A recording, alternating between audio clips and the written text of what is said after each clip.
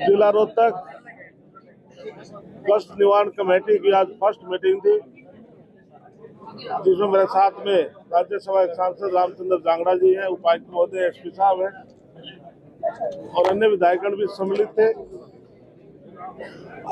आज की जो ये लोकसभा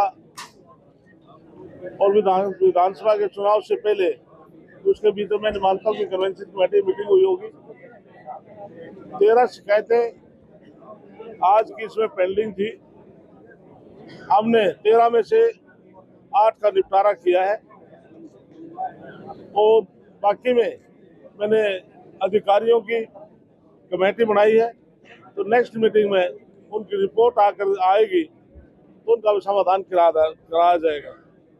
तो माननीय नायब सैनी की जो तीसरी बार सरकार जो बनी है, पूरे हरियाणा प्रदेश के अंदर नए ग्रीवेंसेस कमेटी के चेयरमैन लगाए, जैसे मेरे को रोहतक और हिसार जिला मुझे दिया गया है, तो निश्चित तौर से मैं जिला रोहतक वासियों को और हमारे अर्बन एरिया को विश्वास दिलाता हूं कि आम जनमानस की जो शिकायत होगी प्रायोरिटी पर उसका समाधान कराया जाएगा। जो एडमिनिस्ट्रेशन लेवल की बात है तो यहाँ तुरंत करवा दिया जाएगा। कोई सरकार लेवल की बात है तो उसको पर सरकार के पास थ्रू विभाग के इंटीमेट करके उस केस को ऊपर भेजा जाएगा, जिसे अप्रूवल लेकर के एस्टीमेट बनकर को काम भी हो सके। ऐसा मैं सभी जिला रोहतक वासियों को विश्वास दिलाता हूँ। अच्छा, इंडस्ट्री की अगर बात करें तो क्या पृष्ठभूमि क्या है, कितना इन्वेस्टमेंट हरियाणा में होने जा रहा है, कोई ऐसा सिरे चढ़ी? इसके लिए अतीत में माननीय मनोहर लाल जब चीफ मिनिस्टर थे, उन्होंने गुड़गांव के अंदर विदेशों से जो इंडस्ट्रीज के बड़े बड़े उद्योगपति आकर एक मीट की थी और उसमें ऑथेंटिक अमाउंट का मुझे पता नहीं, लेकिन बहुत संख्या में MOU हुए थे और जिसमें धरातल पर जाकर कई कंपनियों ने फैक्ट्री भी लगाई है।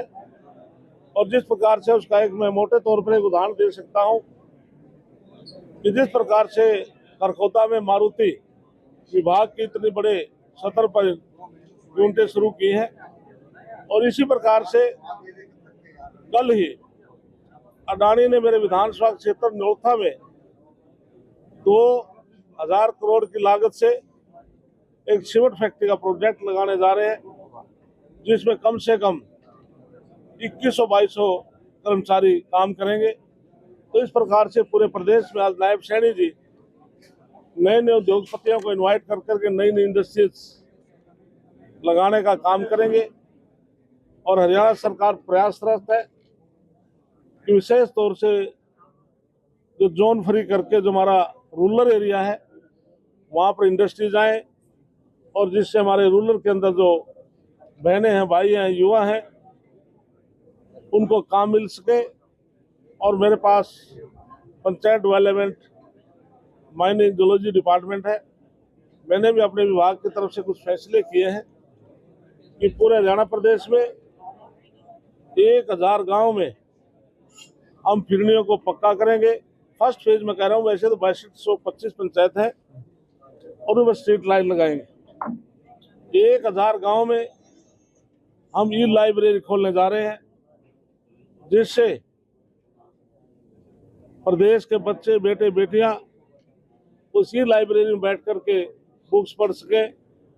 और जैसे भारतीय जनता पार्टी में बगैर पर्ची, बगैर खर्चे के 1,46,000 नौकरी हमने 10 साल में दी और 2 लाख नौकरी हम इस 5 साल की योजना में देने जा रहे हैं, उसका लाभ उठा सके।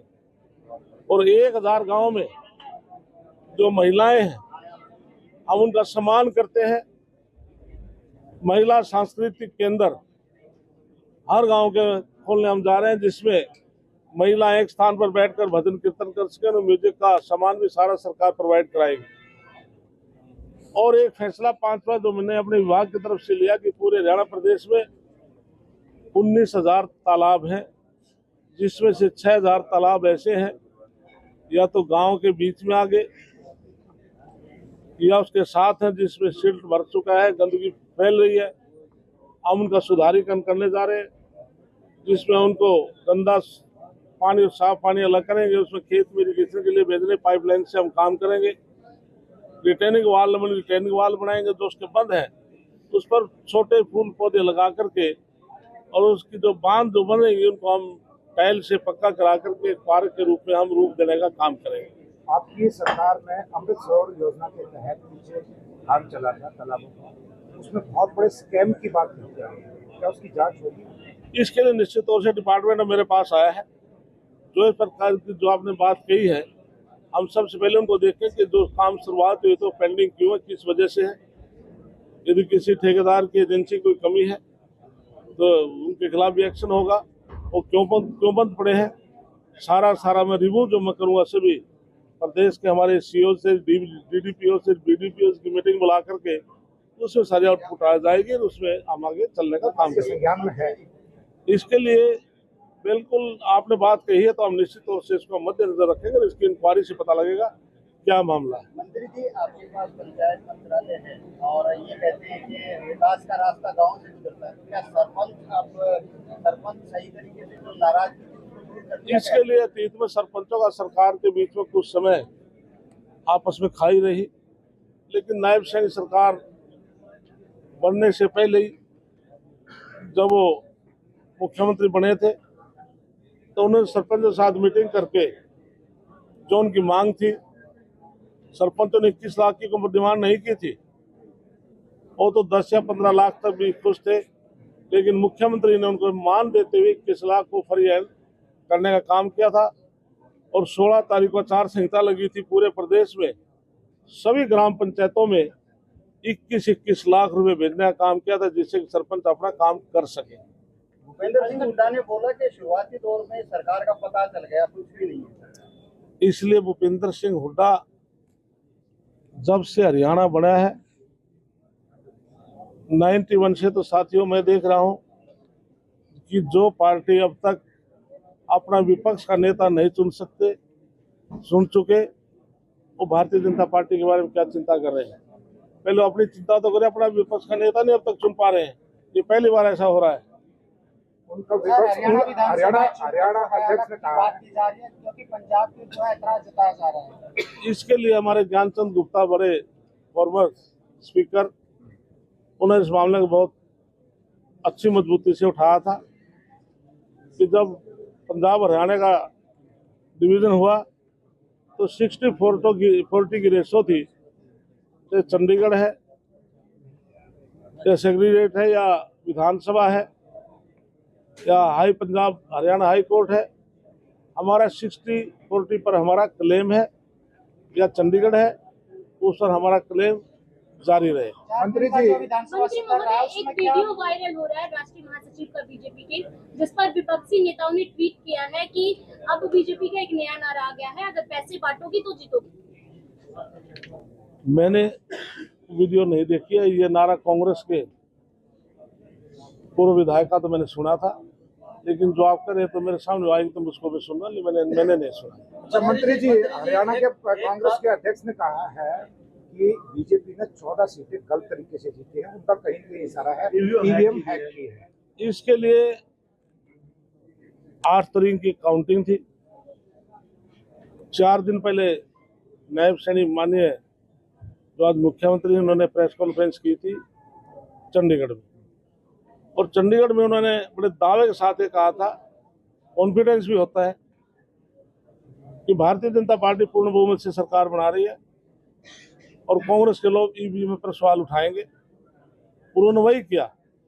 उसके बाद वो इलेक्शन कमीशन के पास गए, इलेक्शन कमीशन जाते उनकी जो बात थी उसको अस्वीकार कर दिया था। तो ये सारा देश इस बात को समझता है। बार-बार क्यों उठा रहे हैं ये बात? बार-बार क्यों उठा रहे हैं? ये केवल अपने कार्यकर्ताओं का मनोबल मेंटेन करने के लिए, और जो उनके दिल के अंदर है उसको शांत करने के लिए, बाकी कहने के लिए और कुछ है नहीं। कोई ना तो कोई विधानसभा उनके पास कहने के लिए कोई मुद्दा था कि ईवीएम के अलावा उनके पास अब कुछ नहीं है। उनको सपने में ईवीएम दिखता है, दिन में भी ईवीएम दिखता है। अवैध खनन को लेकर मंत्री जी, अवैध खनन को लेकर कोई पॉलिसी, क्योंकि यमुना अरावली में बहुत सी ऐसी घटनाएं आती हैं कि अवैध खनन की शिकायत है। इसके लिए ये डिपार्टमेंट मेरे पास अभी आया है, मैंने एक फर्स्ट मीटिंग ली है, अब सेशन समाप्त हो, तो इसके बाद में इसको मजबूती से अवैध खनन को हमारे जहाँ पर भी डिस्ट्रिक्ट में खनन है तो हमने अलग से हमारे अलग से पुलिस डिपार्टमेंट उस पर काम कर रहे हैं, हमारे विभाग भी काम कर रहे हैं। इलीगल माइनिंग हम नहीं होने देंगे। सर, आज की जो मीटिंग में काफी सवाल उठाए जा रहे हैं क्या? आग को लेके काफी सवाल उठाए जा रहे हैं। डीएपी के लिए हमारे कृषि मंत्री जी ने जो फेज वाइज जो डीएपी आता है उसका डिटेल में विधानसभा में जवाब दिया था, और डीएपी आज भी हमारे पास सरप्लस है। सर, कितनी आज शिकायतें आज 13 शिकायतें आई थी, 13 में से 8 का समाधान हुआ, 5 हमने पेंडिंग रखी। सर, किन अधिकारियों को भी चेताया है? हाँ, अधिकारियों को मैंने कहा कि आप ग्रीवेंसेस कमेटी में आपकी प्रेजेंस जरूरी रहेगी। यदि कोई अधिकारी बगैर परमिशन के इसको इग्नोर करेगा तो एक्शन होगा। प्रधानमंत्री नरेंद्र मोदी को राष्ट्रीय सर्वोच्च सम्मान से सम्मानित किया गया। प्रधानमंत्री नरेंद्र मोदी जी ये तो हिंदुस्तान को नमन करता हूं, उनको सम्मानित कर रहे हैं। हिंदुस्तान ने उनको विदेशों में भी सम्मानित किया जा रहा है। जिस प्रकार से आप यूएनओ के अंदर 31 जून को हम योग दिवस मनाते हैं, 177 देशों ने जब उनको समर्थन दिया था, तो इसलिए G20 में सभी देशों ने उनको प्रधानगी कराई, तो सम्मान तो वो है। तो इसलिए आज हिंदुस्तान ने विदेशों में भी नरेंद्र मोदी का इससे बढ़कर सम्मान है। धन्यवाद।